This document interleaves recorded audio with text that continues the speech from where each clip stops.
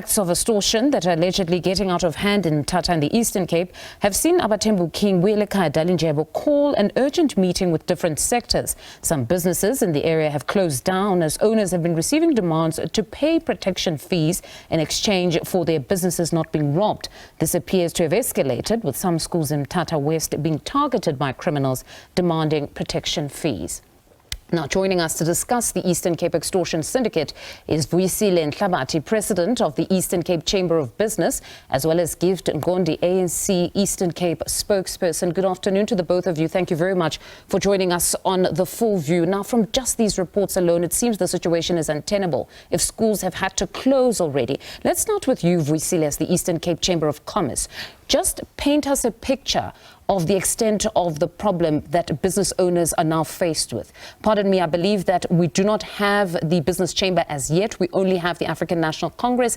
Gift, good afternoon to you. Perhaps then just your views as the ANC. You've added your voice to those raising concerns on the brazen conduct of these criminals who are essentially crippling the already struggling economy of the Eastern Cape. Just talk us through the position of the ANC on what needs to happen. Thanks very much, and thanks for the opportunity, and thanks to the viewers at home. Look, there's been this outcry and in the areas of AbaThembu, in particular Mthatha, where people have been complaining about extortion, where most business people, your medical practitioners, business professionals, where they claim that there are people who come to their businesses and demand protection fees. This has been a trend, and we've been making this cry in our own formal structures. And you will recall even the president received the correspondence sometime from the Premier of the province to say, look, there must be beefing up of the police in the province. There must be beefing up of crime intelligence so that there's a multifaceted approach to deal decisively with this issue. It's not only confined in Mthatha, by the way. It's also confined in areas like Yoklebecha, it's confined in areas like Aidutwa in Mbasha, and also in Willowville, where people have been complaining that they have been demanded these protection fees. Actually, there are two particular projects in the province. These particular projects, there's one project in Mthatha Bridge. There's also a project at Ado Road, where there's a construction of a road with a contract that worth about plus minus 1 billion rand, where construction fee have been demanding money from those two projects. And some of those projects, there was some time where they were a little bit halted, but because of the intervention of the MEC of the community safety in the province, those projects are back on track. So this has been our cry in the province. By the way, also, look, it's not only the issue of protection fees. There's an area in Gqeberha, Motherwell, in New Brighton, and KwaZakele. People are afraid to go to churches. People are afraid to go to clinics. People are afraid to go to funerals because they get robbed. Yeah. There was one particular incident in one church in New Brighton where congregates were robbed in the evening in their gathering, and that video was circulated on social media platforms. It tells you the extent of which these criminals have been high in the province. But not only on extortion, and also but there have been issue of stock theft. People in the former Transkei, in areas like Yopumbu, Yotsolo, they've been complaining that they're getting robbed by people with R4s and R1 in their homes in the middle of the night, taking their sheep or their cows. And that's why we've been making that call to the national minister that at least now calm down. And by the way, we want to welcome this intervention because our outcry has been welcomed by this intervention, because the Minister of Police announced that the National Commission is going to be bringing all these policies that have been calling for. And I think 2 hours ago, there was a statement issued by the Commissioner that there's going to be that beef up of crime intelligence, of the Hawks, of the National Intervention Unit, of the Special Task Force. And we're told by people of Mthatha that the police are already there in Mthatha and Gqeberha. And I suppose you understand or appreciate that as the ANC in the Eastern Cape, you received a renewed mandate to govern on your own without any other political party. So most certainly citizens will be looking to you for solutions at this point. But we've also heard that there's conversation around possibly deploying the SANDF. Is this a call that the African National Congress is making? Yeah, we have been making this call all along. I can tell you that this incident didn't start yesterday. They didn't start last month. They started some incidents were reported even last year. And one of the things that we have been appealing to our community is that if you know or are aware of people who are involved in this racketeering, there must be a line of communication where they are reported. But also, we are saying as the ANC that this multifaceted approach must also have an anti-racketeering campaign where government departments, including municipalities, could have this campaign so that people report people who are demanding these protection fees. I mean, how can a school, people come to a school and demand protection fee from a school? I mean, a school.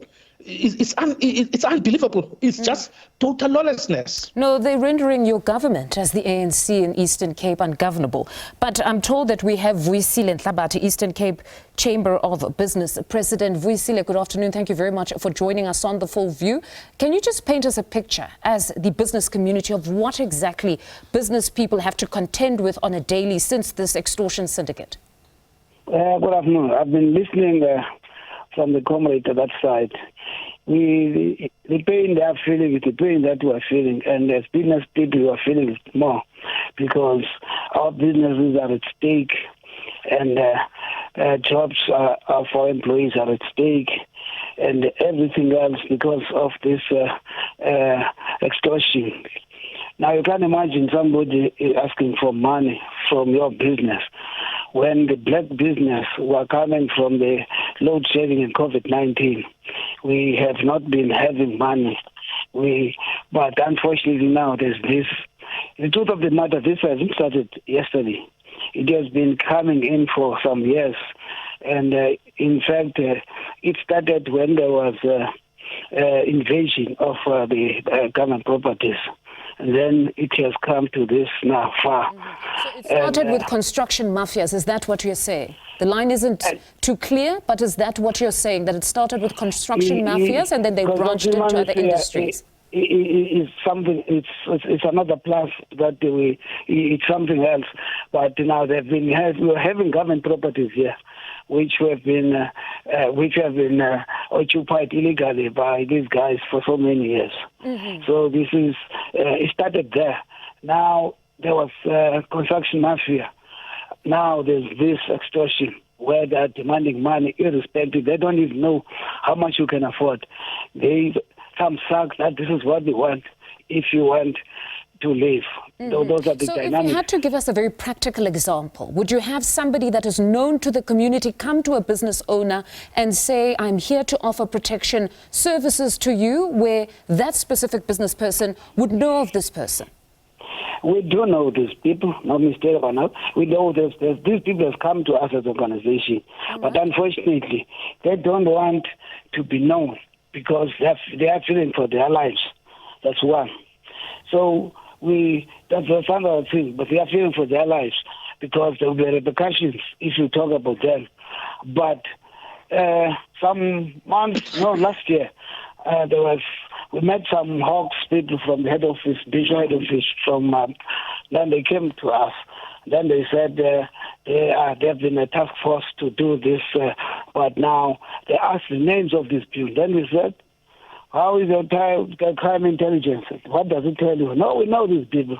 But unfortunately, we want somebody to testify. Then he said, that's a big no from us because nobody can testify. The police must do their job. And now we felt that when the minister arrived here Thursday last week, we talked about these things.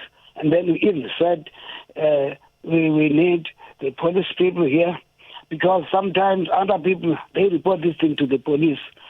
And from 2 hours, they call the phones back. So we are not protected. We feared even the police. And then there was a suggestion that the greater part of them should be transferred, and then we get new staff altogether, other than what the reinforcement is going to make. He's going to make some, he promised. So and there's TRP that my colleague was talking about, and NIU. Those are units that are not here, but he is promising the minister that they are going to be established here in Mthatha as soon as yesterday. So we don't know when. And we believe if that can happen, it can help us as well. All right. Obviously, we are not against the soldiers coming here, because it's going to help us. It can help us. It goes now. In fact, it's gone too far in the rural areas because there's livestock theft.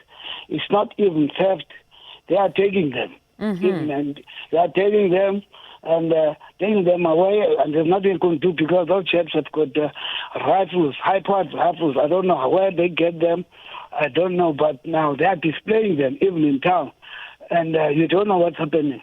And because I don't believe it's good for a person to display firearms in town in front of the people. It's scary. The situation is so scary, and we hope that the intervention from the minister is going to help us. We most certainly need to take this conversation forward and speak to the hawks, at least on their challenges, that if you as the business community say you're not willing to testify, to a certain extent, it does pose a challenge, I suppose, because they will have to investigate, but they need victims of extortion perhaps to relay their story in court. But maybe when we speak to them, they'll tell us exactly how they would go about this, because it's a legitimate thing that you state, that you are fearful as the business community to identify these individuals. But Vuyisile, thank you very much for joining us this afternoon on The Full View. That's Vuyisile Ntlabati, President of the Eastern Cape Chamber of Business. We're also joined by Ngqondi, ANC Eastern Cape spokesperson, speaking to us on the extortion syndicate in the Eastern Cape.